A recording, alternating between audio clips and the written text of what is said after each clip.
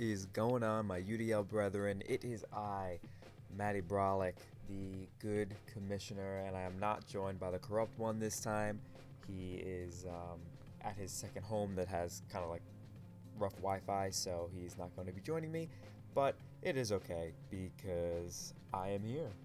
As All Might would like to say, I am here.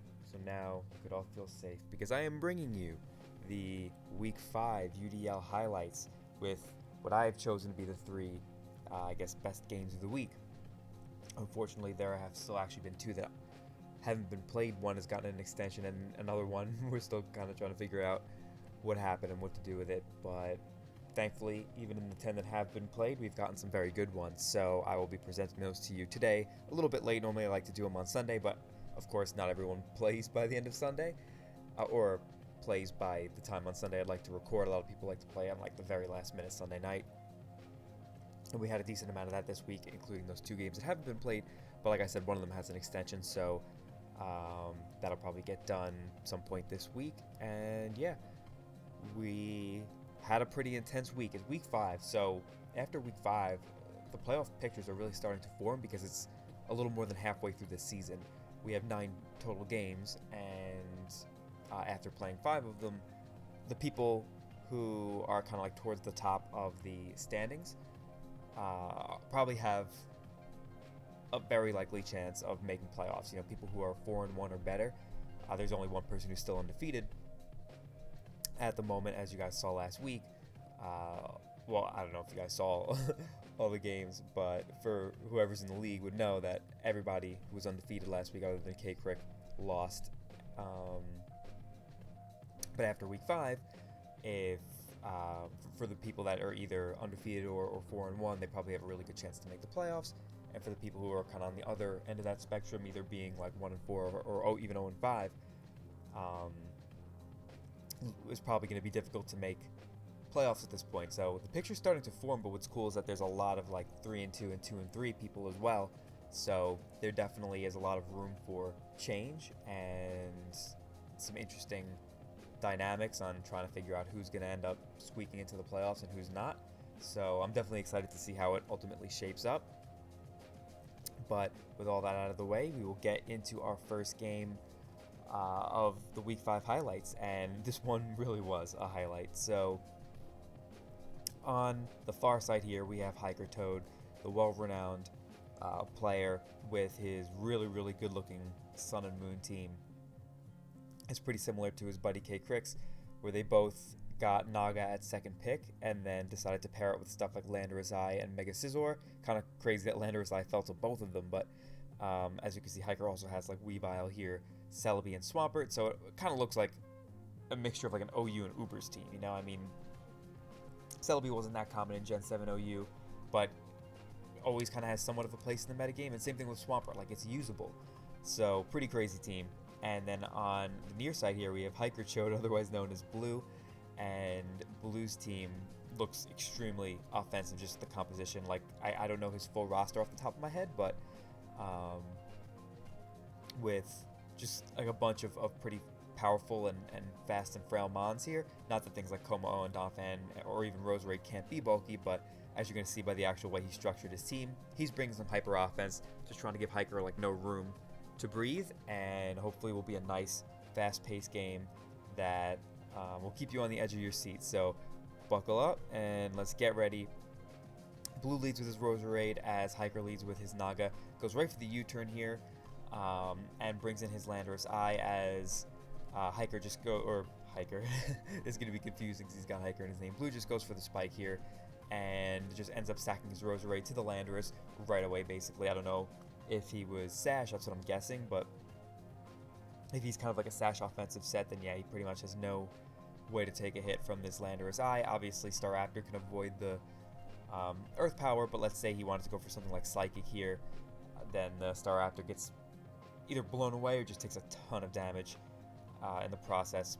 As here comes the Greninja, and Hiker's going to bring in his Swampert, and this Ice Beam comes off, only does 13%. That looks probably like it could even be an AV Swampert, because 13 is nothing. Like, I don't know how much offensive investment he has on the Greninja, but 13 it's really low. So I think that might be an Assault Vest Swampert, honestly. As here, Hiker brings in the Staraptor, as the Brave Bird does a ton of damage, but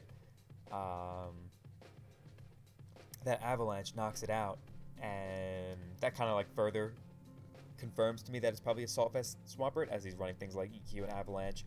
I wonder what his last coverage moves were, but the Brave Bird's so close to knocking him out. Would have probably been great for Blue to knock out this Pert, because then he'd still have his Staraptor, while Hiker Toad doesn't have any flying resists. At least, I don't know if he has any on his roster, but he didn't bring any to this game. So now here comes the Greninja, as it's going to be able to pick off the Swampert.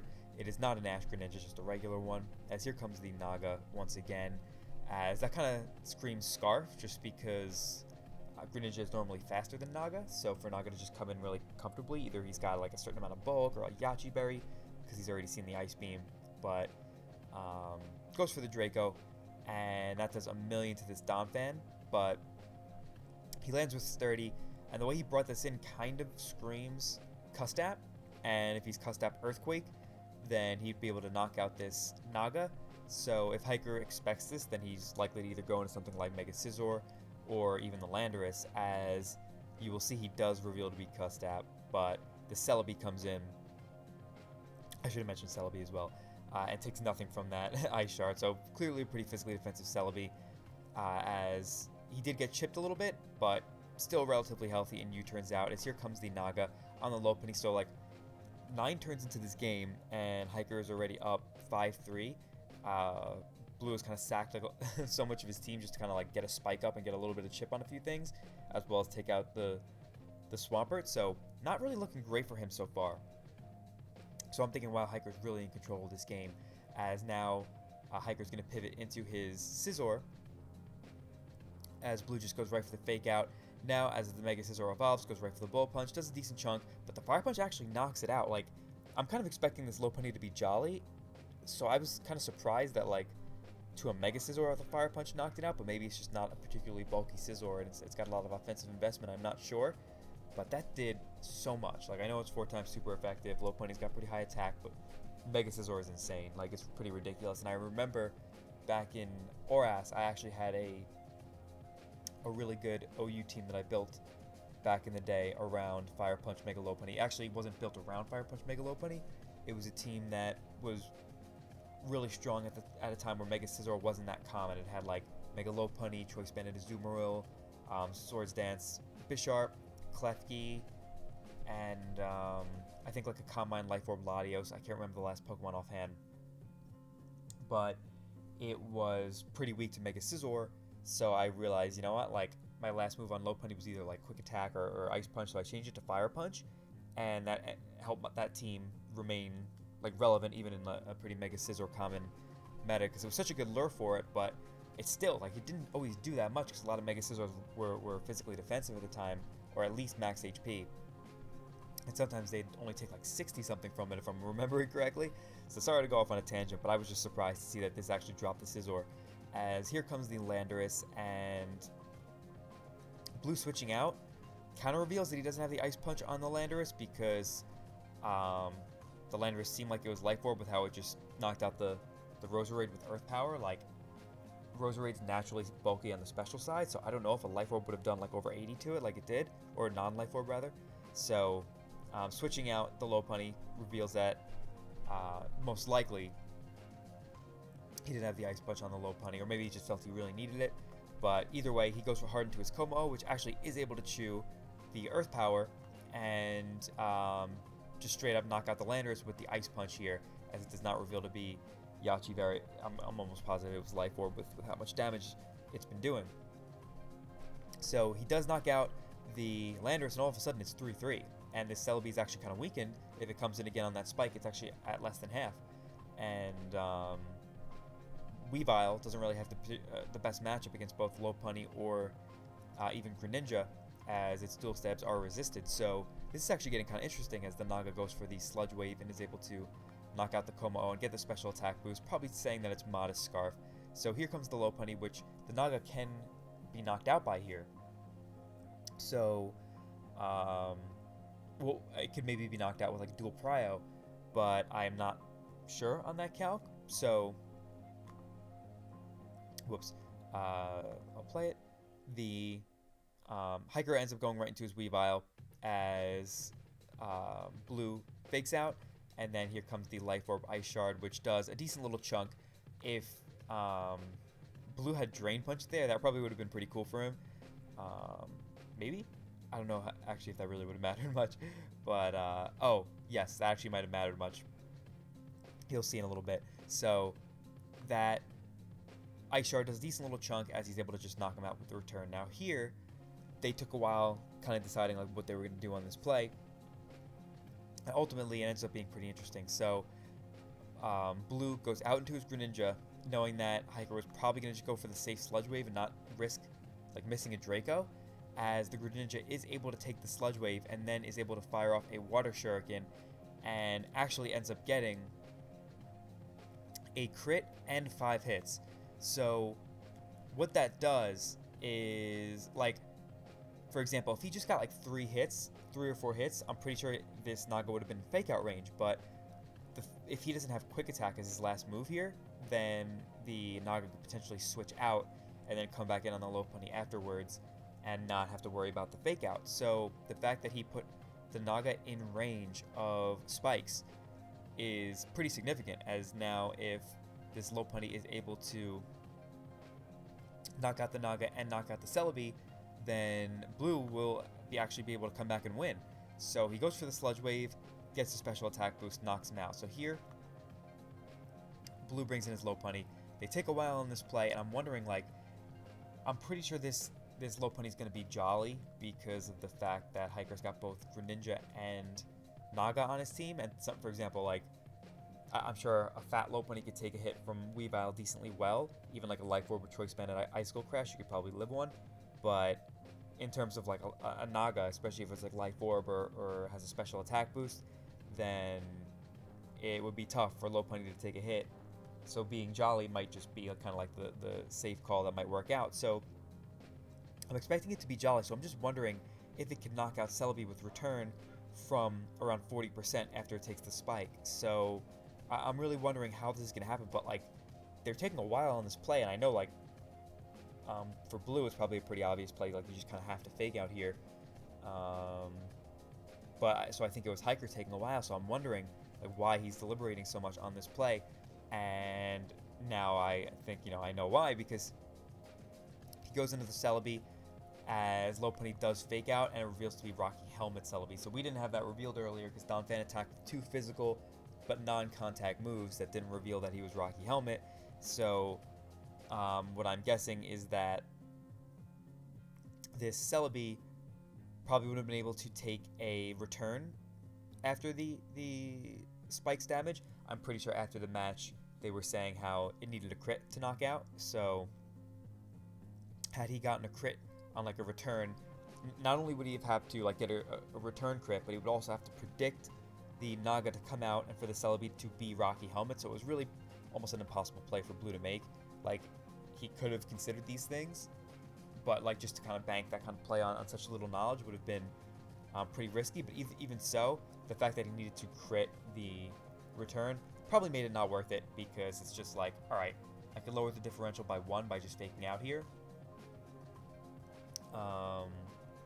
Because even if he does go Celebi and I fake out into the Celebi, then it is in return range. So worst case scenario, it's a 0-1 loss instead of 0-2.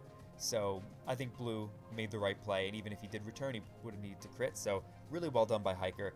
He was in control early on, and it did seem all of a sudden like he was losing a little bit of it, but he maintained the control. And even though it's basically like, it's almost like a 0-0 victory for Hiker, because this Naga, had it come in next, would have died to the spike, but it technically still is alive and had not had to die to the spike. So it's a 1-0 victory for Hiker in an extremely close game. Very fast-paced and offensive, only 20 turns, but extremely exciting. So great game to both of these guys. That moves. So both of these guys were coming into this game at 2-2. So Blue ends up at 2-3, and Hiker at 3-2. So both still, well and healthy for the playoff race, but definitely Hiker comes out of it looking a little stronger, because now he probably only needs about 2 or 3 more wins to guarantee a playoff spot. So now moving on to the next game here. It's actually myself versus II in Sun and Moon. I was really happy when I saw I on my schedule in Sun and Moon because I know that's the tier that he's had the most success in. Like, I don't know if it's technically his favorite. I think it is, but he's been really strong in Sun and Moon. And even watching him in DPL this season, he was just like so clutch, just always winning whenever his team needed him to, and had an extremely strong record. He really looked like just an absolute top player, especially in Sun and Moon. So I was really hyped to get the chance to play him because last season I actually did have him on my schedule, but it wasn't until week 8, which was the last week of the season, and we'd both qualified for playoffs. Like, I even clinched the first round bye, so it didn't really matter too much. It didn't really affect playoff pictures, so we just kind of like took it easy and went with some memes, but we didn't get to face in playoffs. So this is my first time playing him in a Sun and Moon game, if I recall correctly. So I was really excited about it. At the team matchup, I felt like both of our teams really kind of destroy one another's, so I was worried because I is just a really good player, and he'll get really creative. He'll make some aggressive and wild plays, so I can never really be too safe around him, especially when he has such a powerful team against mine. But at the same time, my team also hits his team really hard, as well as I had things like Mega Mawile and Zygarde that he just doesn't really have particularly safe switch-ins to. Even Volcarona is a huge threat. So, yeah, we will get into this game, as I was definitely really looking forward to it, and I think both of us brought some really cool prep and played it well. So, I lead with the Rotom Wash, my young Tomer, as he leads with his Necrozma, and goes right for a Photon Geyser as I light screen up. And for those of you who played with me last year or played in the UDL last year, you'll know that I'm pretty familiar with screens as a strategy. I spammed it a lot with Klefki, but I don't really have good screeners on my team like that, like I did with Klefki last season, so it's definitely not as easy to just slap on a team. But in this scenario, Rotom Wash had a good matchup against both of his defoggers, so I figured I would go with, or that screens could be a pretty safe bet here, as I do outspeed the Necrozma, which is good to know, and I also can see that he's probably a max special attack Necrozma based on that Photon Geyser damage. As here, I'm going to go right for the Reflect as he goes into his Garb, and now I'm just going to Volt Switch out, bring in my Mawile, as even if he does have something like Stomping Tantrum or Hidden Power Fire, it's not going to be able to do much through the screens, and especially after the Reflect. So he brings in his Shaman, and we actually had to redo this because the first time I had initially clicked Play Rough or an attack. I can't remember which one I clicked, but then canceled it because I was just like, you know what, like, this is such a good chance to get up rocks, which can definitely be nice, especially for this Shaman Sky. So let me just go for it, because my hazard removal is Rapid Spin, so I don't really, care about getting up my own rocks, because it's not like I would potentially defog them. So I clicked an attack initially just because it's like, oh, he doesn't really have switches to Mawile, but then I decided I want to get up Stealth Rock, so I canceled it, and that also cancels the Mega Evolution, so I ended up going for Stealth Rocks with a regular Mawile. So thankfully I was gracious and was like, all right, I don't really mind, we'll just redo it. But I guess, technically he could have claimed the forfeit, so I got lucky. So here I go for the Mega Evolution and I do Stealth Rock. As here he actually stays in, goes right for the Earth Power, is not Life Orb, so that really doesn't do too much, as I did make sure that my Mawile was bulky enough to take something like a Life Orb Earth Power, but it would have done, way more damage if it was Life Orb, as I actually just stay in and Play Rough, and it just knocks out the Shaman clean, and that is great because Shaman Sky, even though it doesn't have Air Slash and seems a little underwhelming on paper, it really is a pretty powerful Pokemon, like, especially against more offensively oriented teams. Like, if it is carrying the Z moves, which we allowed in Sun and Moon, then with like a -2 Seed Flare drop into most Pokemon, it's probably got a coverage move that could knock it out, especially with Z. So it is really, really threatening, and my team does not have the best switch-ins to it, especially something like Volcarona that could either get smashed by Hidden Power Rock, or just, normally you don't want to just hard switch something as dangerous as Volcarona into a Pokemon that could potentially knock it out or pressure it. So that Shaman was a really, really big threat.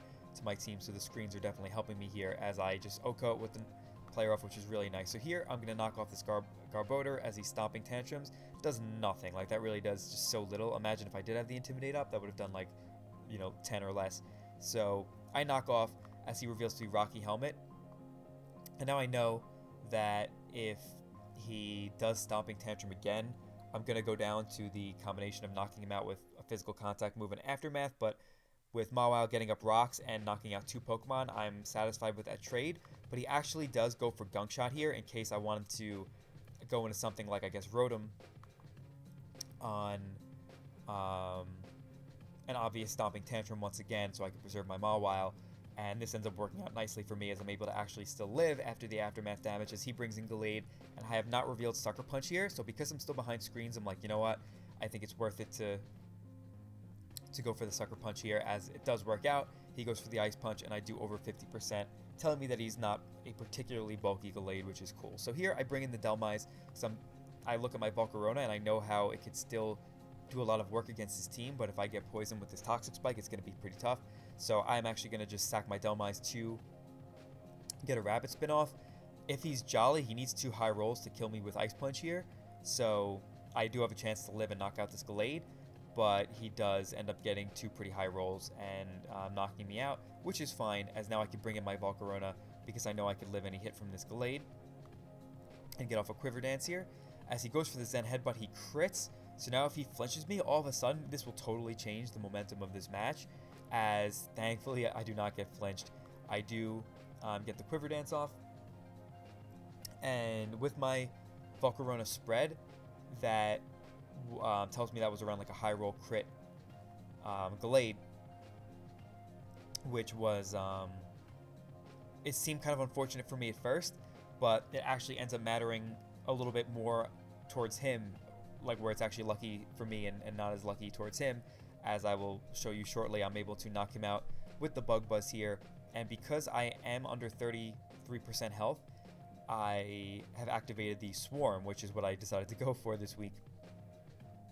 And he brings in his Manaphy. And the way he brought in his Manaphy here kind of like screamed Heart Swap to me, because Manaphy could basically take most hits from a Z Volcarona, even at +1, unless I go for like Z Solar Beam maybe. But maybe he's a berry, maybe he's like a Rindo Berry or something, so maybe he's EV to live any +1 hit from Volcarona, even including like a Z Bug Buzz, but probably not from Swarm. So I do not have the Z move here, but I do have a +1 Swarm Bug Buzz, as I do a ton of damage, knocking him in range where he can't come in again on Stealth Rocks, as he does Heart Swap me, which this ends up mattering for him, like I was saying, because now all of a sudden he can't preserve this Manaphy even if he wanted to. Like, he could knock out either my Bulk or something I decide to sack here, but then he can't come back in and preserve the Manaphy, which does, in the short term, matter for him a pretty good amount. So here I'm going to preserve my Volcarona, because my Rotom just doesn't really do much against the rest of his team, especially because his Manaphy is at +1 already, and he can knock me out with an Energy Ball. So I click Volt Switch there because I knew I'd be able to knock him out, but he knocks me out with the Energy Ball, as now I actually have a pretty cool tech. I could have brought in my Zygarde, but I didn't want to because I felt it was a better win condition, so I bring in my Mienshao, as I figure it's most likely for him to just try to knock me out here. I could either be Scarf, or if I'm not Scarf, then he'll be able to knock me out, but regardless, he's kind of forced to attack, because unless he has another move outside of, what's it called?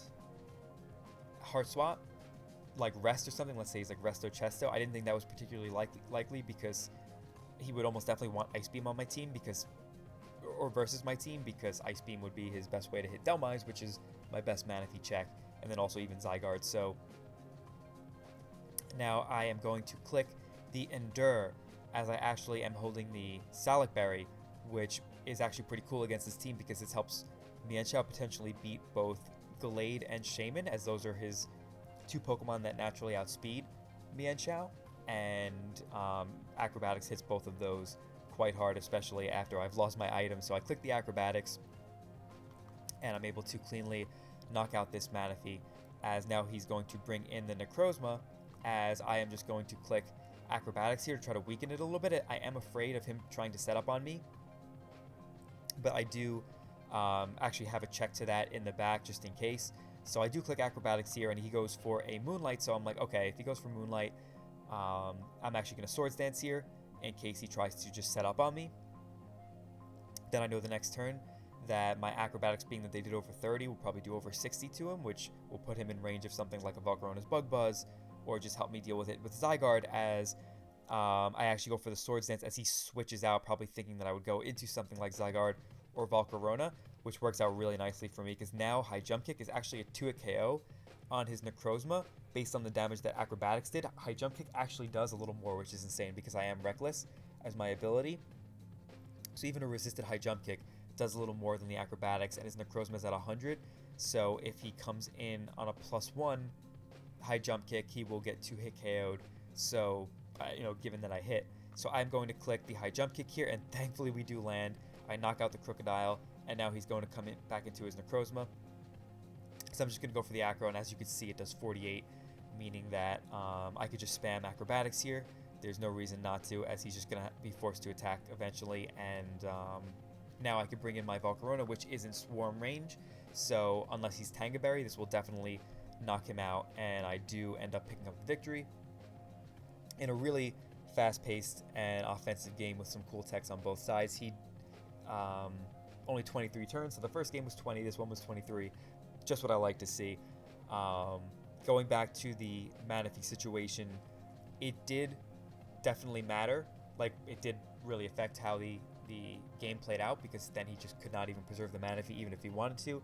Had I not been in Swarm range, then he probably would have been moved to like 76, so he probably would have been left over at like 30 something.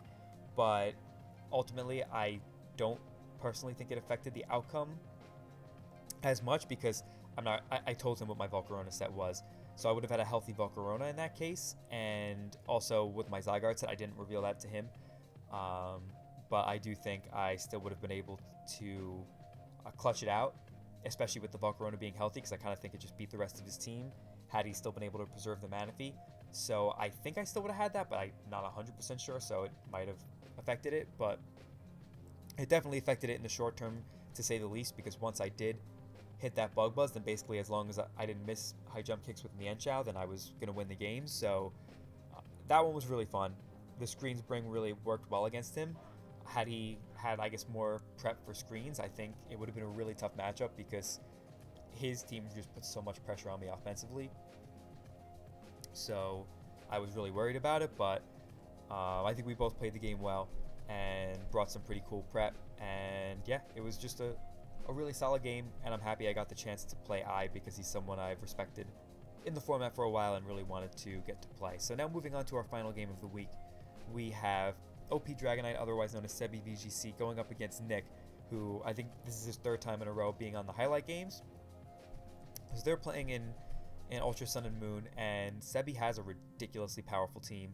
He didn't even bring all of his threats here. I think he still has, I can't even remember what he has on the bench, but for example, just like Darkrai, Mega Mawile, and Rotom Wash, that's like a pretty nuts core in and of itself. Moltres is a great value pick that Sebi has a lot of experience with. Everybody knows Araquanid is pretty solid, and also so is a regular Gardevoir. So we'll get right into the match, as on Nick's side, he's got a pretty powerful team as well. Just, Celesteela, Mega Diancie, Kyurem Black, then some solid picks like Gliscor. I'm not the biggest fan of Vaporeon, but I wouldn't totally say it's an unmon like a lot of other people do. And then Pisibian, a Pokemon that I really do love, but I don't think it's great, but it's certainly not bad. So here, Sebi leads with his Araquanid, likely going to be with Sticky Webs, as it does turn out to be Focus Sash, and get up the Sticky Webs on the Life Orb, Fusion Bolt, Kyurem, as Sebi doesn't have an electric resist on the team that he brought, so Fusion Bolt could be clicked pretty freely, as here comes the Gardevoir, and that's going to force out the Kyurem Black, as here comes the Vaporeon. That Moonblast does a lot. Like, I think that might be Specs. I'm not 100% sure, but I do think so, based on how the rest of the game went, as Nick's just going to fire off a Scald, which does pretty little to the Rotom, and reveals to be a Wakan Berry on the Volt Switch, and goes for the rest here. as Sebi goes right into the Darkrai, which actually is pretty cool because he gets the Bad Dreams chip damage on him. Is now it's going to click the Nasty Plot on this Vaporeon, which gets a rest on the first Sleep Talk turn, which is pretty bad for him, as now there's a +2 Darkrai right in front of him, and Sebi gets kind of greedy here as he clicks the Nasty Plot again, as the Vaporeon's last move does turn out to be Roar. So would have been much better for Sebi to just click an attack there, but I understand, why he did not, as here comes the Mawile and just clicks Thunder Punch, does outspeed the Vaporeon and just knocks it out. So here comes the Gliscor, which is straight up 1-hit KOs the Mawile, so that must be really attack invested on the Gliscor here, which is interesting. As here comes the Rotom Wash, and Nick is able to defog, and all of a sudden he really kind of turns the tide of this match, as right off the bat, Sebi got off to a good start, but he's able to defog as Sebi goes for a Volt Switch. Now he's able to go for the Swords Dance here, as Sebi goes for another Volt Switch, over predicting, and now is able to just Stone Edge this Gliscor as he does hit the Hydro Pump finally, but it reveals that it is a Focus Sash Gliscor, as he's able to go for the Stone Edge and knock out the Rotom. So good turns for Nick all of a sudden, as now he's going to sack off his Gliscor to the Darkrai, and now he makes a really big mistake. He brings in Mega Diancie on Darkrai. Now, Darkrai could run things like Focus Blast and Sludge Wave that, or Sludge Bomb, I'm not sure if it gets both, that hit Mega Diancie quite hard, but because Mega Diancie can't run a berry, something like Hidden Power Steel isn't like so far-fetched to think of. It's not like something that would be so unlikely, because obviously it could smack Mega Diancie really hard. It probably doesn't need that much chip, if any, to really knock out Mega Diancie, especially an offensive one. So Sebi is going to stay in here and reveal the Hidden Power Steel, as Nick is forced to Mega Evolve and just loses Diancie just like that, when he has, I'm pretty sure, an Assault Vest Passimian in the back here. So that was not a very good play on Nick's end, because this is not a Scarf Gardevoir, and Diancie beats most Moltres sets, so that didn't work out well for him at all, as now he brings in the Passimian and is able to just go right for a Rock Tomb here, which does a decent little amount of damage to the Gardevoir, as Gardevoir gets the Defiant boost, but it isn't going to matter, of course, as Nick stays in again, Rock Tombing, which I guess, because he's Assault Vest, he'll be able to live an attack from Gardevoir and also covers a potential switch-out play, so good play there on Nick's end. But unfortunately, he really has kind of put himself in the back here with the Diancie play, as here he Rock Tombs again, and here comes the Gardevoir, as here he switches out into the Celesteela, which again, I don't really think was necessary, because you'll see, as here he Thunderbolts. I know why he switched out. He already showed that he stayed on the Gardevoir, and if the Gardevoir wanted to go for something like Moonblast or had Psyshock, then it could knock out the Passimian or just do a ton of damage, and it wouldn't be able to check the Darkrai, so he figured he probably wouldn't go for something like Thunderbolt after seeing that he already stayed in, and the Passimian might be Assault Vest or something, but he hasn't revealed that he might be Assault Vest yet, or that he is Assault Vest, so I don't really think it was the best play to switch out when the Celesteela still could have potentially put in work against the Darkrai and Gardevoir, especially if this thing is autotomized. It could have used the fact that Gardevoir was locked into Thunderbolt to set up on it, but now it just gets the weakness policy activated and is slower than the Gardevoir. That Thunderbolt doing that much does make me think that it was a Specs Gardevoir, because that is a ton of damage, even to an offensive Celesteela. So here he brings in the Kyurem, which makes another misplay here by switching out hard into the Passimian, and I'm really not sure what he was doing there. Like, I don't see why he didn't just click either Fusion Bolt or Ice Beam or something. Yeah, it's definitely confusing to me, as if that is a Specs Thunderbolt, which I think it is, doing 44 to Passimian does reveal that he would be Assault Vest, because Passimian's special defense is low.